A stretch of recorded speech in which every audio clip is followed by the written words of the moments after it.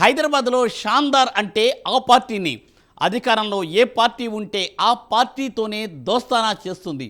దారం సేఫ్గా ఉన్నంతవరకే గాలిపటం ఎగురుతుంది. పుటుక్కుమని దారం తెగిందో ఇక అంతే సంగతులు.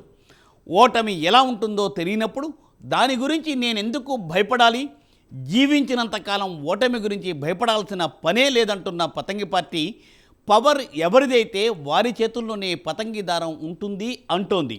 గత ప్రభుత్వానికి జాన్ జబ్బాగా ఉన్న ఆ పార్టీ అధికారం కోల్పోగానే దోస్తానాకు కటీఫ్ చెప్పేసి హస్తంతో చేయి కలిపేసింది.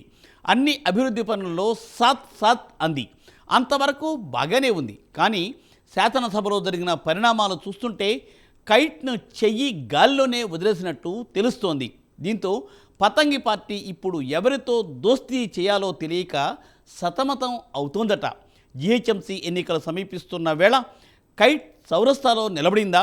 ఇప్పుడు ఆ పార్టీకి దోస్తానా ఎవరు, దుష్మన్ ఎవరు?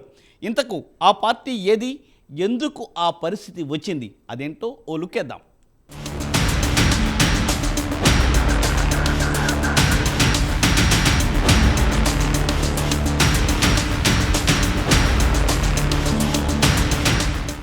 దారం సేఫ్గా ఉన్నంత వరకే గాలిపటం సాఫీగా ఎగురుతుంది. ఇప్పుడు ఈ మాట ఎంఐఎం పార్టీ నేతల్లో గుబులు పుట్టిస్తోంది.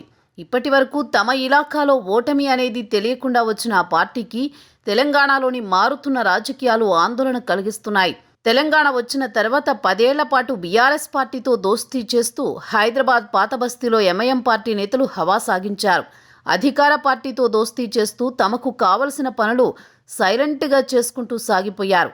తెలంగాణ ఏర్పడిన నాటి నుంచి అటు గులాబీ పార్టీ సైతం పతంగి అండగా ఉంటూ వారి వ్యవహారాలను చూసి చూడనట్టు వదిలేయడంతో గత 10 ఏళ్లు హాయిగా సాగిపోయింది.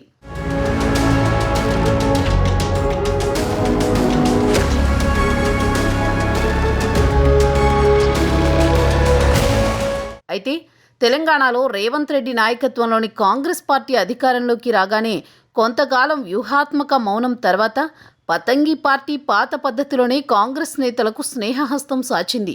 అటు కాంగ్రెస్ ప్రభుత్వం సైతం పాతబస్తీ అభివృద్ధి తదితర అంశాలలో ముందుకొచ్చింది. మెట్రో విస్తరణ వంటి పలు కీలక అంశాలలో అభివృద్ధి ప్రణాళికలు ప్రకటించింది. అయితే మూసీ ప్రక్షాళన, హైడ్రా వంటి అంశాల్లో రెండు పార్టీల మధ్య కాస్త గ్యాప్ వచ్చినట్లు కనిపించినా అది తాత్కాలిక విమర్శలకే పరిమితమైంది. ఆ తర్వాత హస్తం నేతల నుంచి ఆశించిన రీతిలో స్పందన కరువైంది. మరోవైపు బీఆర్ఎస్ నానాటికి ప్రాభవాన్ని కోల్పోతూ రావడంతో రాబోయే బల్దియా ఎన్నికల్లో సత్తా చాటేందుకు ఆ పార్టీ అధినాయకత్వం తమదైన శైలిలో ముందుకు పోయేందుకు రెడీ అవుతోంది.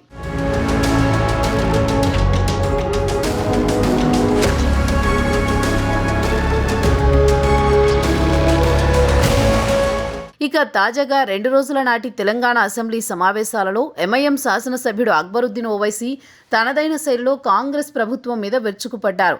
శాసనసభను కాంగ్రెస్ నేతలు గాంధీ భవన్గా మార్చేశారని ఆయన మండిపడ్డారు. ప్రతిపక్ష సభ్యులకు మాట్లాడే అవకాశం రానప్పుడు తాము ఇక అసెంబ్లీకి వచ్చి ప్రయోజనమేముందని ఆయన ప్రభుత్వాన్ని నిండు సభలో నిలదీశారు. తనకు మాట్లాడే అవకాశం ఇవ్వాలని పదే పదే కోరిన స్పీకర్తో సహా ప్రభుత్వ పెద్దలెవరూ పట్టించుకోవడం లేదని ఆవేదన వ్యక్తం చేశారు. రాష్ట్రంలో అనేక సమస్యలు ఉన్నాయని, వాటిని వదిలేసి పేర్ల మార్పు కోసం పరితపిస్తున్నారని విమర్శలు గుప్పించారు.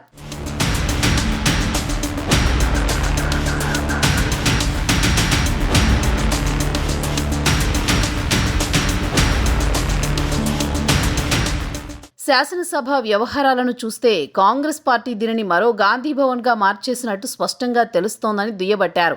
సభలో ప్రజాస్వామ్యాన్ని ఖూనీ చేస్తున్నారని తీవ్ర విమర్శలు చేశారు. సభను నడుపుతున్న తీరును ఎంఐఎం తరపున ఎండగడుతూ దీనికి నిరసనగా వాకౌట్ చేస్తున్నట్టు ప్రకటించారు. సభలో 117 మంది సభ్యుల హక్కులను రక్షించాల్సిన బాధ్యత సభాపతిపై ఉందని వ్యాఖ్యానించారు. సభలో విపక్ష సభ్యులకు మాట్లాడే అవకాశం ఇవ్వకుండా అధికార పార్టీ సొంత డబ్బా కొట్టుకునేందుకే సమయమంతా వాడుకుంటోందని అక్బరుద్దీన్ అన్నారు.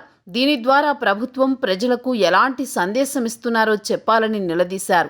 తొలుత మంత్రి దామోదర్ రాజనరసింహ మాట్లాడుతున్న సమయంలో తనకు మైక్ ఇవ్వాలని అక్బర్ కోరగా అందుకు స్పీకర్ నిరాకరించడంతో ఆయన ఆగ్రహం వ్యక్తం చేస్తూ బయటకు వెళ్లిపోయారు. उसके बाद भी ऐसा करे तो कैसा सर?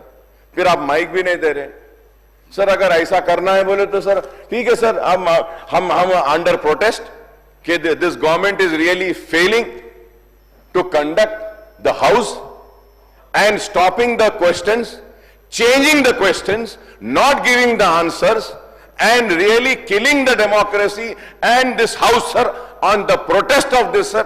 और इसके एहतजाज में हम समझते हैं कि ठीक है सर, हम वॉकआउट करते हैं सर। आप ये जरूर बोलूंगा सर कि ये गांधी भवन नहीं है, ये असेंबली है, असेंबली की तरह चलाइए, गांधी भवन को गांधी भवन की तरह चलाइए।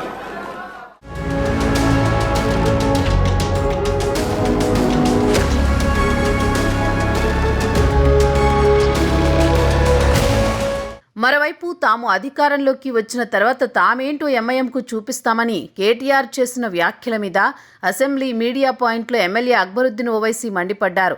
బీఆర్ఎస్ ఏం చేస్తుందో చేయగలుగుతుందో తాము చూస్తామని కామెంట్ చేశారు. రాష్ట్రంలో బీఆర్ఎస్ పని అయిపోయిందని అక్బరుద్దీన్ చెప్పుకొచ్చారు. ఈ పరిణామాల నేపథ్యంలో పతంగి పార్టీతో ఆ రెండు పార్టీలకు అనుకున్నంత సానుకూల సంబంధాలున్నాయా అనే అనుమానాలు వ్యక్తమవుతున్నాయి. దీంతో తమదైన వ్యూహంతో ముందుకు సాగి సొంతంగా బలపడితేనే మంచిదని ఆ పార్టీ సీనియర్ నేతలు భావిస్తున్నారు. అప్పుడే వచ్చే బల్దియా ఎన్నికల నాటికి పాత నగరంలో తమ సత్తా చాటగలమని వారు భావిస్తున్నట్టు తెలుస్తోంది. అప్పుడే పాత నగరంలో పాగాకు వ్యూహాలు రచిస్తున్న బీజేపీకి చెక్ పెట్టడం సాధ్యమవుతుందని వారు సూచిస్తున్నారు.